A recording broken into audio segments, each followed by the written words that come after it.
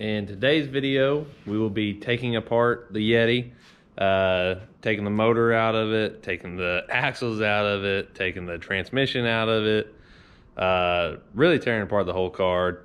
So we're taking the 5.3 out, putting another 6.0 in it, taking the transmission out because it's cracked, putting a reed case glide in it, and then taking the axles out because I'm pretty sure they were bent. I've been having a vibration in this car for about 1.5 years.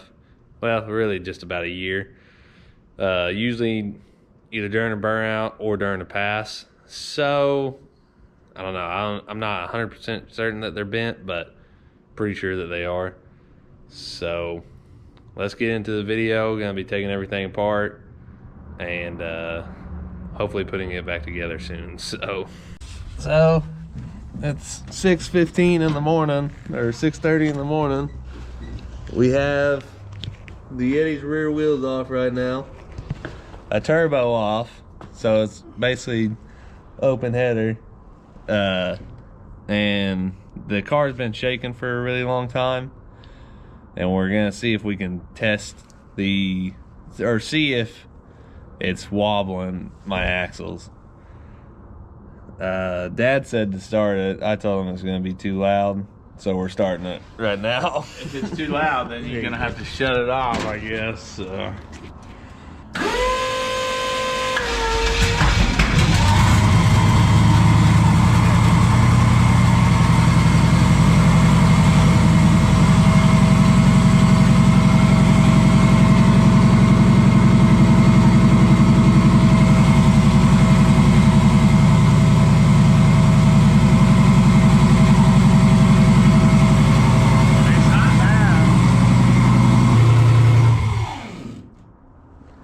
I mean, they're definitely moving, but I don't know. I bet we can look at anything we got in that. I mean, that was just idling at 1,000 RPM, Yeah, though. That wasn't...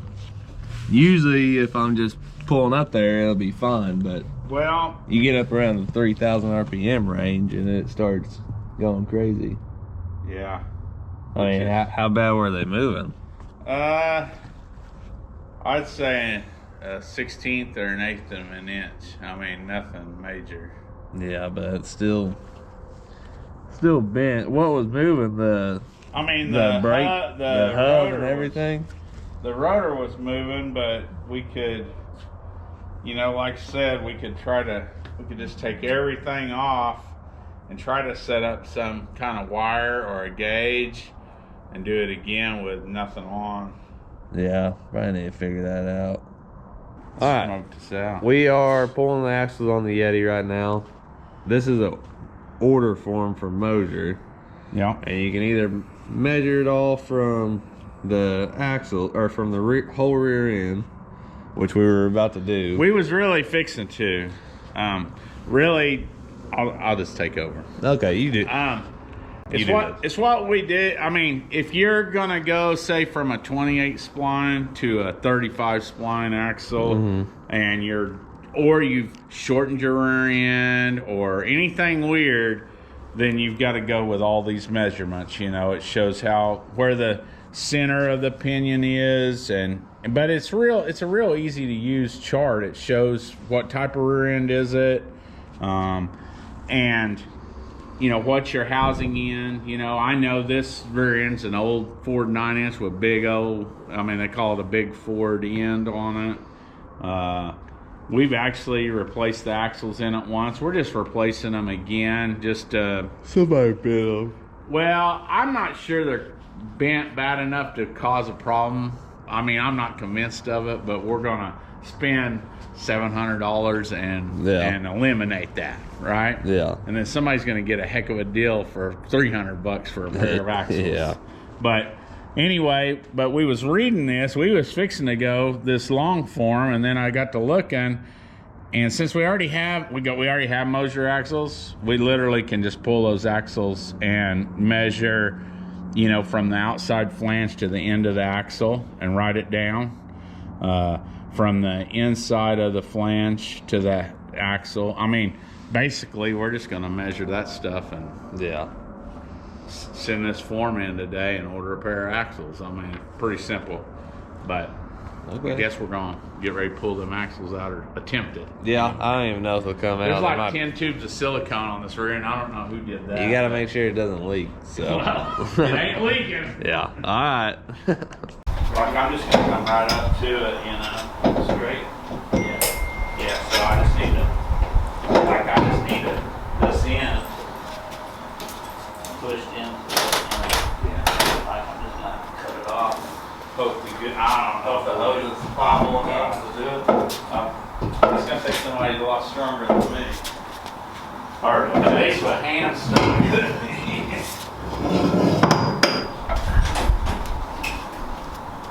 Right now, Dad's taking the engine diaper off. I drained the transmission fluid in this thing, and we're about to start taking it out.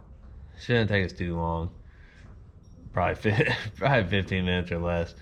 We've gotten really good at it. Yeah, we're professional transmission removers.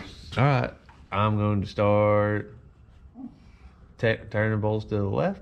Yeah, left. I've been burning the paint off this converter. Do what now? Looks like I've been burning the paint off this converter. It'll just pull out. You think?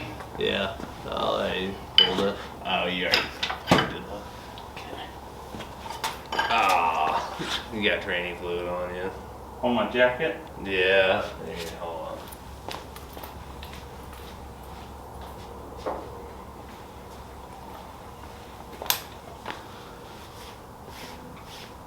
Add to the shininess. And there's training fluid all over this son of a gun. Alright, let's take this thing down. Oops.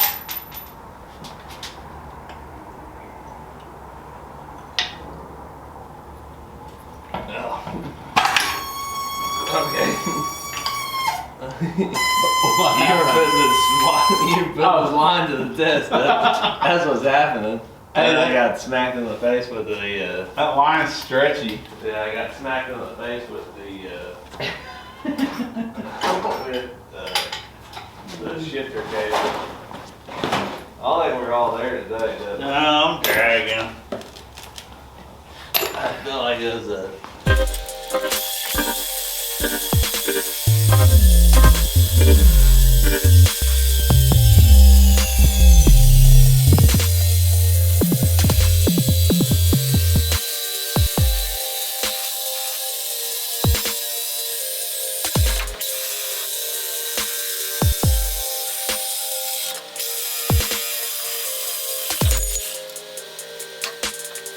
I just got here. Dad, you got those cut off yesterday. You just been taking coolant lines off. Look at this NASA stuff you got going on inside of your headers. Yeah, I think that's most of To them. help the exhaust get out faster. Yeah. Well, hopefully we can get the exhauster out really fast with this new setup. So, No, I hope so. but It's a lot of work. I mean, it seemed like a great idea just to throw this in and all that, but it's a lot of work. it was a pretty good idea though. It would have all worked fine If we if the transmission didn't break. It would have been great. But the transmission just had to have a crack in it. I don't know where it got that in the 50 years that it's been together. I know. That's probably a 1965 power glide case or something. Well, it should at least held up for more than 2 passes and 35. 100 miles. Because we literally put it in and drove it 100 Technically miles. 56 years old. I mean, you know, but Yeah. whatever. Well, it should have at least held up. Oh, What was that? just a screwdriver.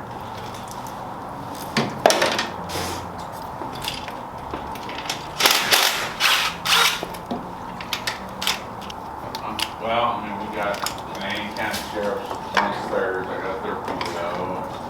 And we got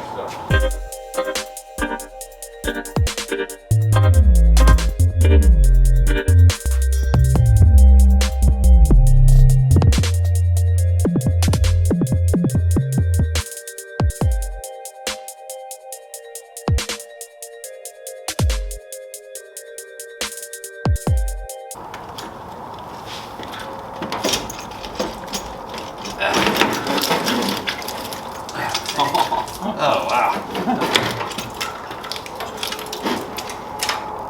What's hanging on?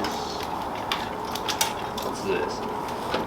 That's it. Whoa, whoa, it's going all the way to the front of the car. So it's not, shouldn't be on nothing. Is it through the manifold or? Well, I'm getting Okay. Dad's got a place for it over here. Just need to go to the, yeah. Phew. Looks like a jumbled mess over here.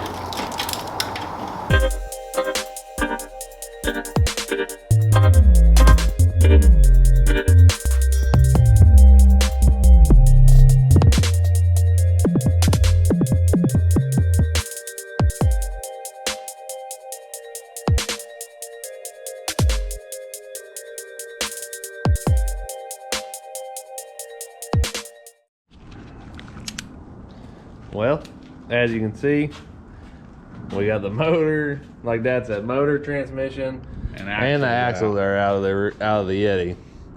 I don't know if that's a good thing or a bad thing. Sounds like lots of work. Yeah, I mean, we no are doubt. gluttons for punishment. That's all I'm saying. I mean, you said whenever we were putting the 5.3 in, that it was going to be a lot of work. And well, you were assuming that I was going to break it. Oh, I just knew there was no way it was coming back alive, you know. Yeah. But yeah, I'd have lost money on this one. As you can see, it's still alive. Yeah, we're just stealing the rocker arms off your old motor, putting them back on. Yeah, these were on my, oh, sorry. These were on my 415, these rockers.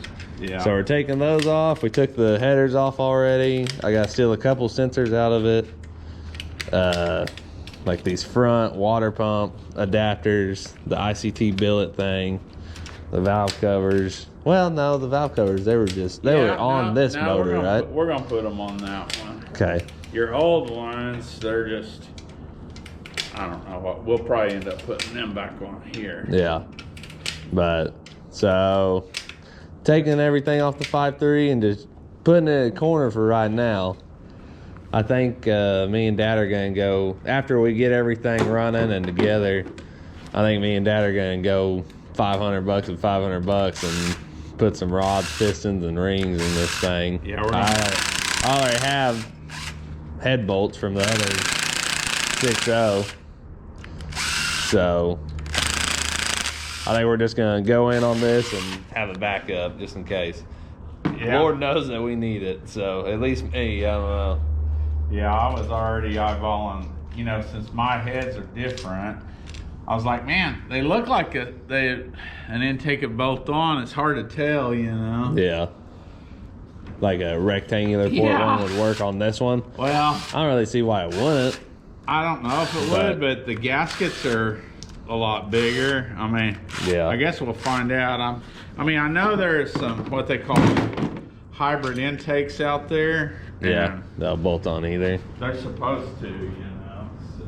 You gotta do push rods in that thing. Already got them. Oh, what about these push rods? Those are the ones that was in. Oh, these were the ones that are in the motor. Yeah. Okay. So this already got good push rods. Bam. See. But I mean, really, we could just pull one of these at a time and put the ARPs in and retorque it. Yeah. And not put rods and pistons in it would be the cheapest thing to do. But. Yeah. Well, I don't know. I ain't mad at this thing. Or us switching it into the Yeti type of thing, you know. No, I mean, this could be a spare for anything. Mom's truck. Anything besides the black truck. Yeah, black truck's the only 58 tooth, so. Yeah. But, alright. I think that'll be it for today's video. So, make sure you like, subscribe, and stay tuned because we got a lot of work ahead of us. So.